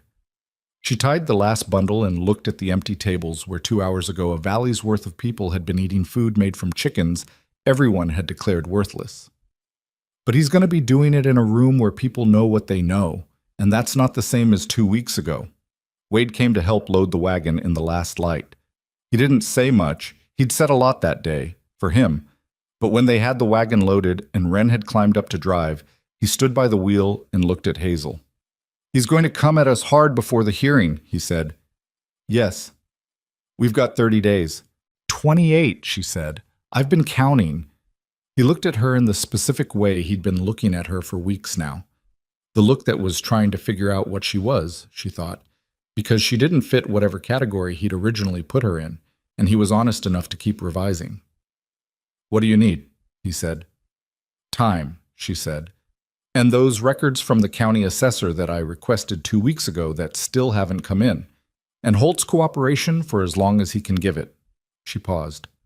And probably more coffee than is reasonable. Something shifted in his face, set not quite a smile, but the thing that existed in him in the place where some people kept smiles. "I can manage the coffee," he said. They drove back up the mountain in the dark, the three of them on the wagon, the gathering's noise fading behind them and the ridge rising ahead. Hazel sat with her hands in her lap and thought about 28 days and what she needed to do with them and what was coming. She didn't know if it would be enough. She'd done what she could do today, and today had mattered, and tomorrow was going to be harder. That was the way things went when you were fighting something that had been building for a long time. You didn't win it clean. You won it piece by piece, if you were lucky, and you paid for every piece, and you didn't know until the end whether the pieces added up to enough. She was going to find out. The 28 days did not go gently. Crow moved within 48 hours of the gathering, and he moved the way he always moved. Not visibly, not dramatically, but through systems he controlled and people who owed him things. Ellis Holt was called into a meeting at the banking office on the Monday after the gathering and informed that his record-keeping practices were under internal review. The review was, of course, finding irregularities. The irregularities were, of course, fabricated. Holt sent Hazel a letter that arrived on Wednesday, written in the careful handwriting of a man choosing each word deliberately, that said he was still willing, but that she should understand his situation had become more complicated. She wrote back the same day. She told him she'd filed the regional banking inquiry on Monday morning, which she had, drafting it at the kitchen table before dawn on the day after they returned from the gathering, working from the public records and Holt's own documents and the cross-referenced ledger numbers she'd been building for weeks. She told him the inquiry created a paper trail that the banking office would now have to account for, which meant that any action taken against him in the next 30 days would exist in a context where a regional authority was already asking questions. It wasn't protection exactly. But it changed the math. She also sent copies of the filing to Callaway, to Mrs. Parton, and to the county recorder's office, because documents that existed in multiple places were harder to lose. On the ranch, the pressure came in the form of two men arriving on a Thursday afternoon, claiming to be from the county surveyor's office and needing to verify boundary markers on the eastern edge of the property. They had papers. The papers looked official. Gus walked the boundary with them for 2 hours and came back with the particular expression of a man who'd been handling animals long enough to recognize when something was trying to maneuver him into a corner. "They weren't surveyors," he said. "No," Hazel said. "What were they doing?" "Looking at the fence line near the eastern pasture, taking notes." He paused. "The eastern pasture is where the old property records get complicated. There was a boundary dispute 12 years ago that got settled, but the paperwork was filed wrong." She looked at him. "Crow's going to try to cloud the title," she said. "Introduce a separate property dispute to complicate the hearing." "That's what I figure." "How solid is the original settlement?" "Solid enough if you can find the right records. The filing was wrong, but the underlying survey was correct. The original survey maps are at the county seat." He paused. "If someone went and pulled them before the hearing, how long would that take?" 2 days, if you went directly." She went directly. She left Wren in charge of the kitchen. He was capable now, genuinely, and they both knew it. And she rode to the county seat with the specific documents she needed and the personal authority of someone who had nothing to lose by being persistent. The county records office was staffed by a woman of 60 who had seen every variety of person walk through her door and had long since stopped being impressed by any of them, which Hazel found genuinely refreshing. She found the original survey maps. She had them copied by the office, paid for the copies with money she didn't have to spare, and rode back with them in her saddlebag on the second day. When she got back, there was a new problem. Deke had been approached. She found out from Wren, who'd heard it from Tarver, who'd been present when it happened. A man from one of Crow's affiliated operations had ridden up to the ranch while Hazel was gone and had a conversation with Deke by the corral. The conversation had included, from what Tarver could piece together, a reference to work available at better wages on one of the valley's other operations, if Deke was interested, and also a suggestion that men who worked for ranches currently in legal difficulty sometimes found that their employment history created complications for future prospects. It was not a threat. It was never a threat with Crow. It was always just information.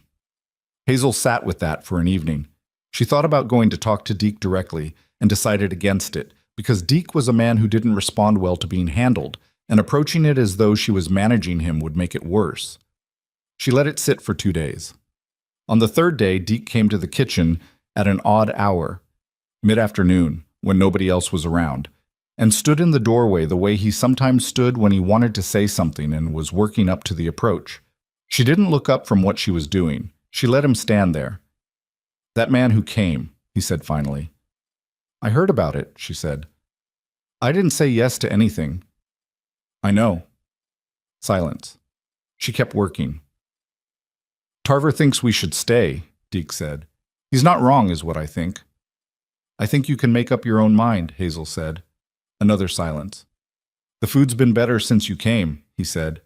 "That probably shouldn't matter, but it does." She looked up. He was looking at the wall slightly to the left of her, which was as close to direct acknowledgement as Deke apparently got. It was the most honest thing he'd said to her since she'd arrived. "It matters," she said. "Things that make daily life better always matter." He nodded once, pushed off from the doorway, and left. He was at breakfast the next morning and every morning after, and he didn't raise the subject again. The hearing was set for a Tuesday in October. The 10 days before it were the worst, not because anything dramatically terrible happened. Crow was too careful for drama, but because the accumulated pressure of everything had a weight to it that sat on the whole ranch, and there was nothing to do with that weight except keep working and wait. Hazel used the time.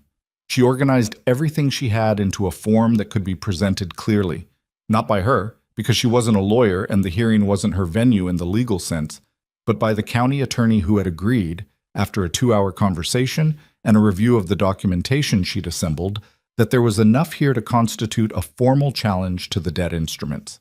The attorney's name was Miriam Voss, and she was the kind of woman who asked questions until she had the whole picture and then stopped talking and started working, which Hazel found she liked immediately. "You built this from kitchen records," Miriam said at their second meeting, looking at the assembled documentation. "And market rate histories, and Holt's parallel ledger, and the records from Callaway and Parton." Miriam looked at her over the papers. "You understand that even with all of this, a county hearing is not a criminal proceeding. We can get the foreclosure voided if we establish the debt instruments are fraudulent. We can enter a complaint with the regional banking authority about the interest manipulation. What we cannot do, in this venue, is put Victor Crow in a jail cell."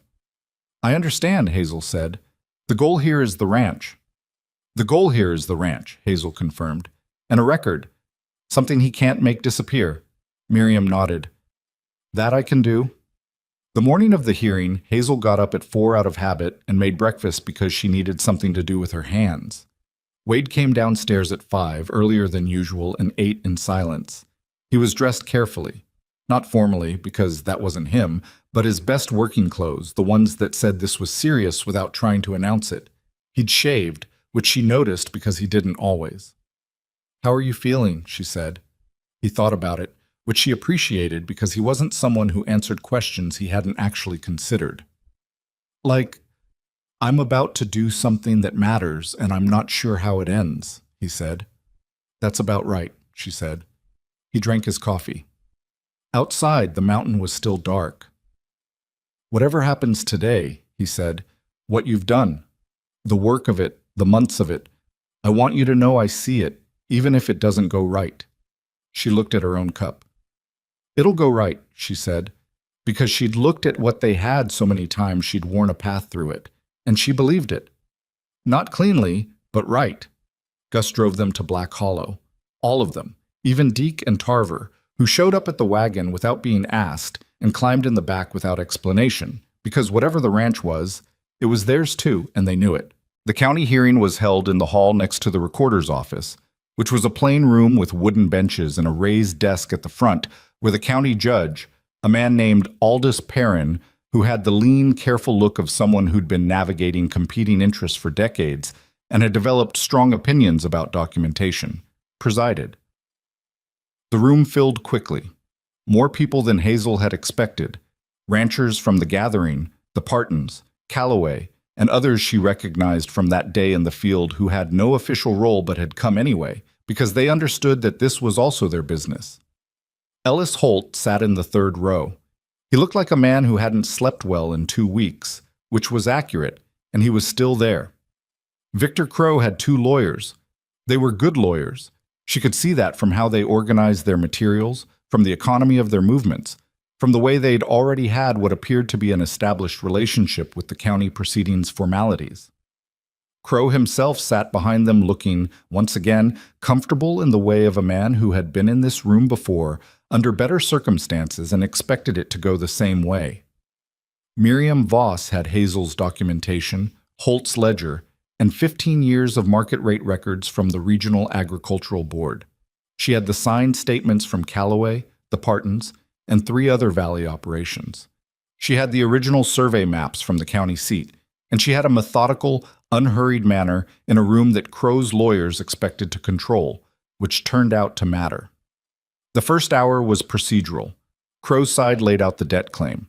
It was, as he'd said, documented, and the documentation was real. The ranch owed money. The operating credit was in arrears. The instruments were signed by Wade Mercer, and the dates were correct. If the hearing had ended there, it would have been a straightforward foreclosure proceeding. But Miriam asked for time to present a challenge to the validity of the debt instruments themselves, and Judge Perrin, who was nothing if not thorough, gave it to her. She started with the interest calculations. She put the stated terms in the credit agreement side by side with the actual calculations in the ledger, and she did it line by line, out loud, in a room where people who'd been running their own numbers for years and coming up short could follow the arithmetic. She put Holt on record. He stood up and said what he knew in the precise, careful language of a man who understood documents and had been waiting for 3 years to say what the document said.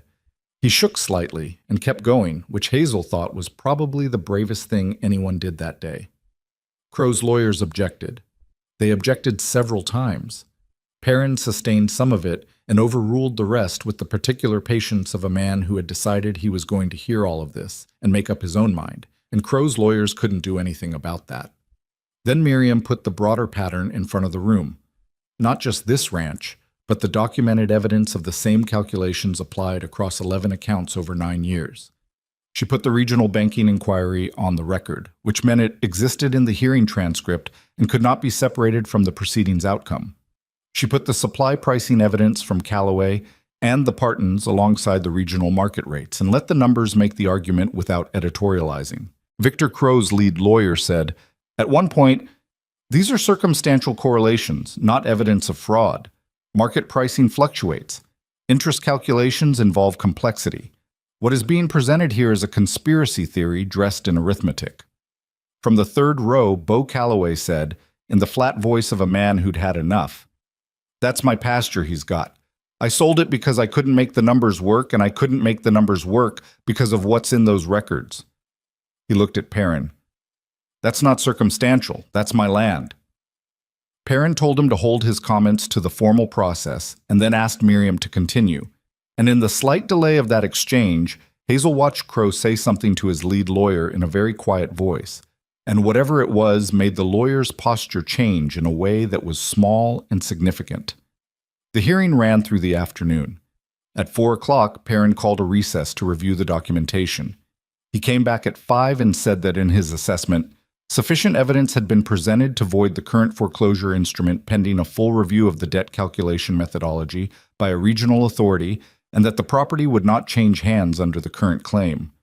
It wasn't everything. Miriam had said it wouldn't be.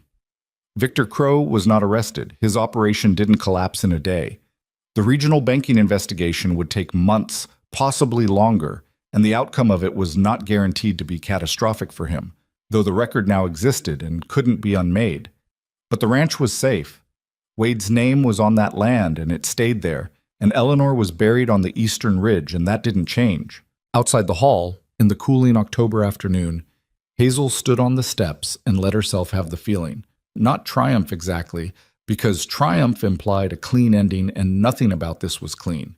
More like the specific relief of a weight that's been pressing on you for months finally shifting, just enough to breathe differently.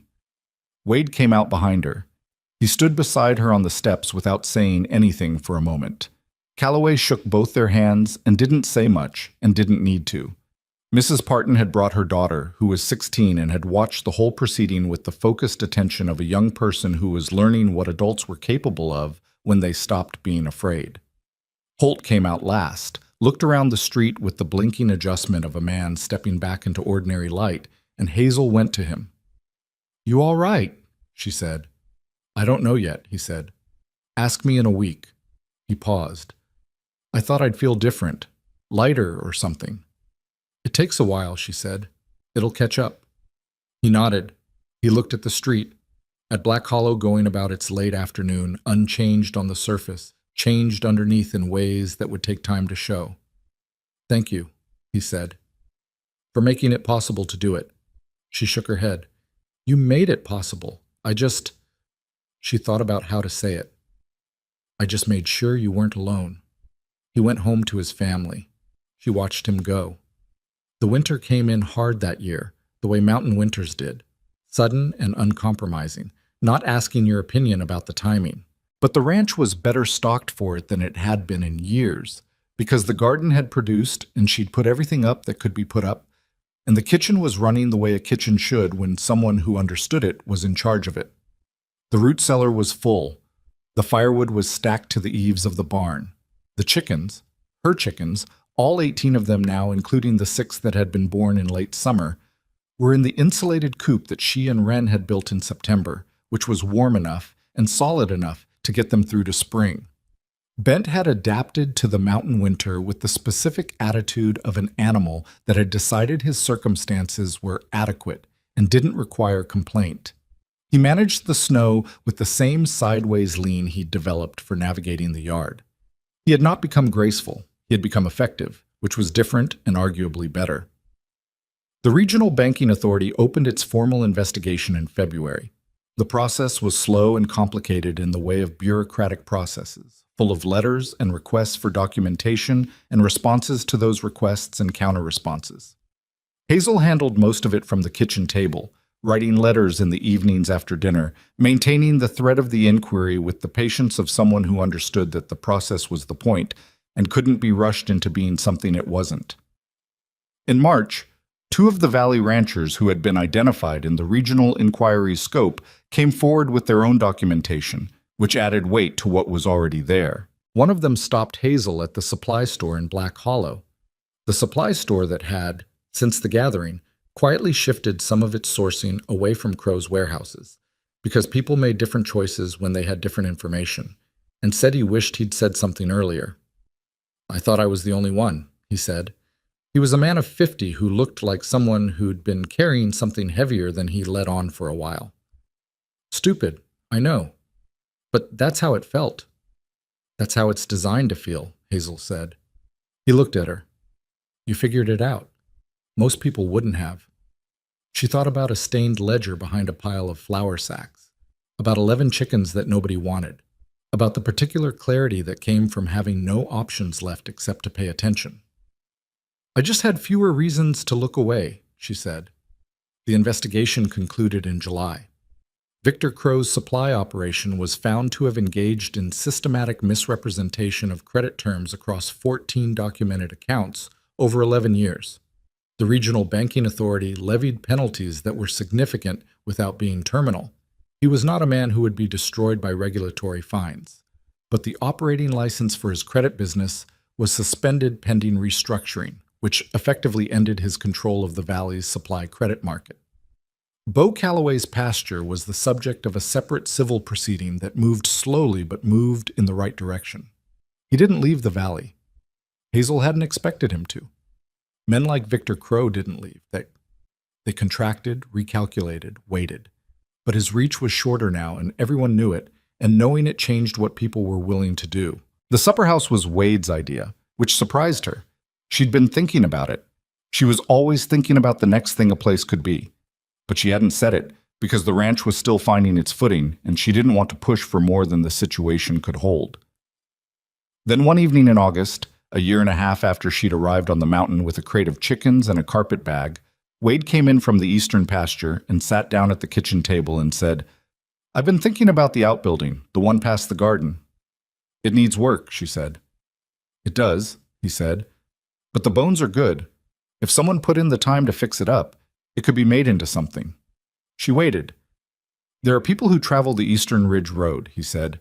Families going through, traders, people heading further up into the mountain country. There's nowhere between here and the county seat where you can get a good meal. The inn at Black Hollow has 2 rooms and the food is... He paused with the diplomatic silence of someone not wanting to be unkind about something genuinely bad. I've eaten there, Hazel said. Right, he said. So, he looked at his hands on the table. I'm not proposing anything you haven't thought of. I just want to say out loud that the ranch can support it now. The garden's big enough. The flock is producing. Wren knows the kitchen, and there's... He stopped. There's something right about it. People coming here to eat, to sit at a table. He glanced up. You made this kitchen a place worth being in. Seems like a waste to keep it only for us. She looked at him for a moment. At the kitchen, she'd spent a year and a half building into what it was. The shelves that were organized the way she'd organized them. The herb pots on the windowsill that had started from nothing. The stove that she knew now the way you knew. A difficult instrument you'd learned to play well. Equal partnership, she said. I'm not running a kitchen for wages. If we're building something, I have a stake in it. He didn't hesitate. Equal partnership, he said. It took 4 months to fix the outbuilding and another 2 to get it properly set up because they did most of the work themselves, and there was always the ranch to run alongside it. Deke turned out to have a competence with timber framing that nobody had known about because nobody had asked. And once Hazel asked, he was straightforwardly useful in the way he was straightforwardly useful when he'd decided something was worth doing. Tarver built the tables. Wren, who had started in the past year to show a genuine instinct for cooking that went beyond what she'd taught him, designed the serving setup with the practical logic of someone who'd been moving through kitchens for 2 years and understood the geometry of them. The supper house opened on a Thursday in the spring, because Thursday had no significance and she didn't want the opening to feel like a performance.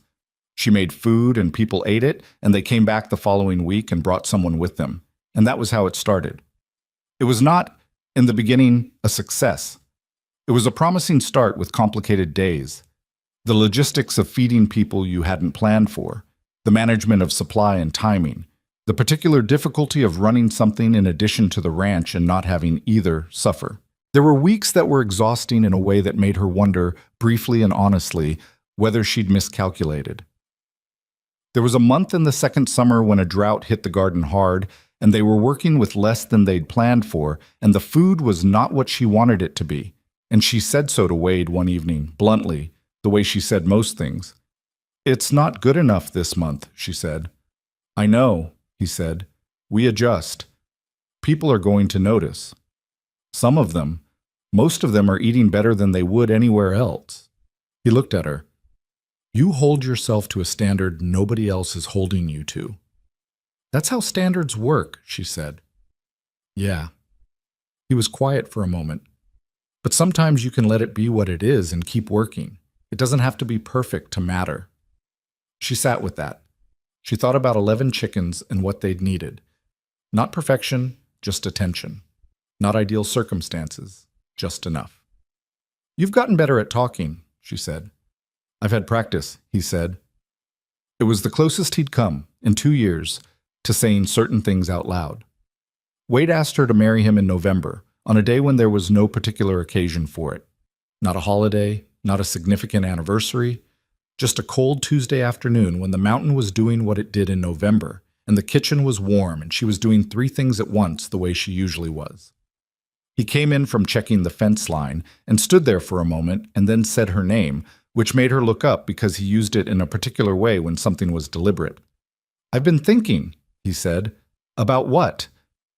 About whether I was going to say this or not. She put down what she was holding. I'm not good at this, he said. I know that.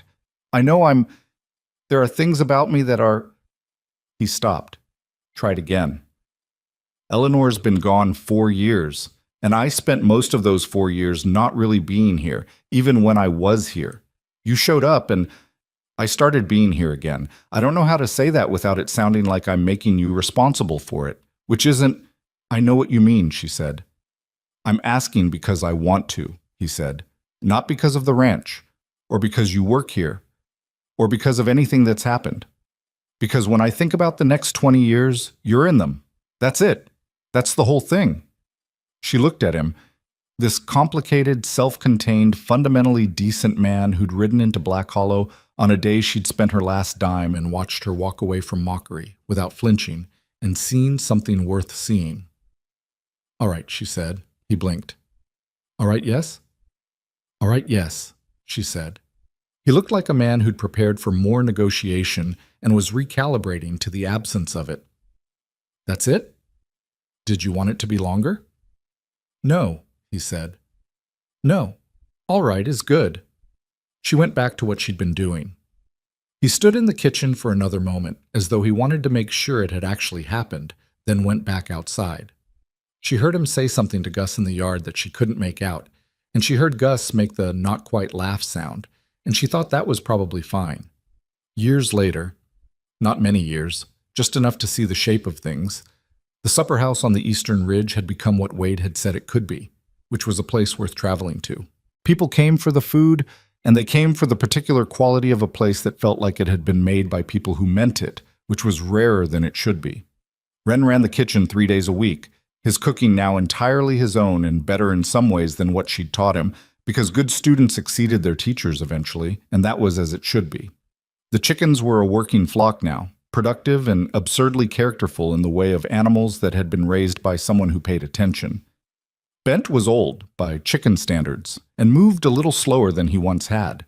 He still supervised. He still made his opinions known.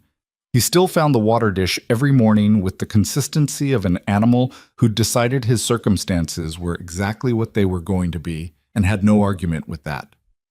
Hazel stood at the kitchen window on an ordinary morning and watched him cross the yard and thought about the woman she'd been when she'd bought him, desperate in a quiet way, out of money, so used to being looked through that she'd half started to accept it as the accurate view. Nobody had told her she was strong. Nobody had handed her a place or a purpose or a community. She'd found the ledger because she was in a kitchen she'd been hired to run, looking for what needed fixing. She'd pushed because pushing was what the situation required, and she was apparently constitutionally unable to see something wrong and walk past it.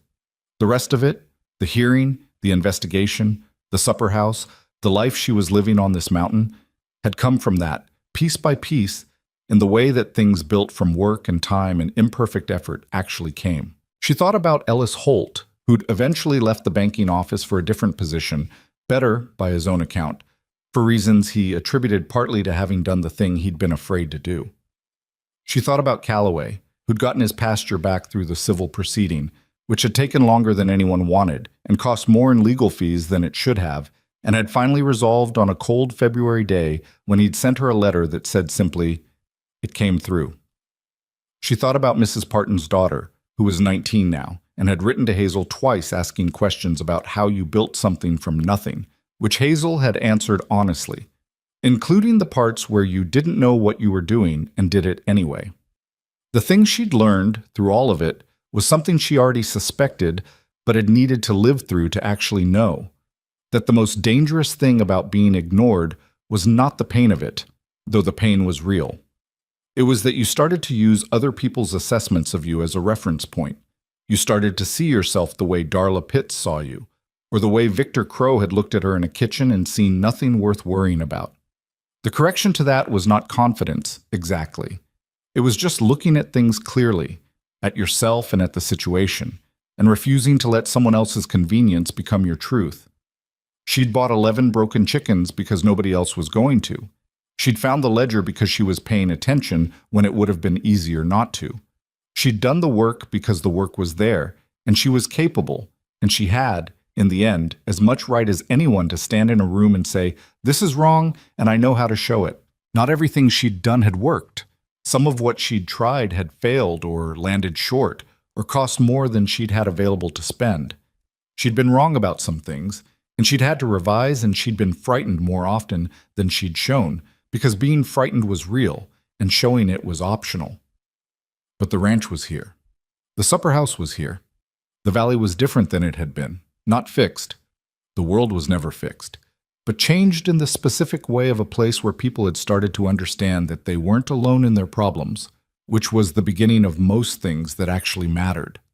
And Hazel was here, on an eastern ridge in the mountain country, in a kitchen she'd built from neglect into something worth working in, watching a one-legged rooster navigate the morning with the serene practicality of a creature that had made its peace with exactly what it was.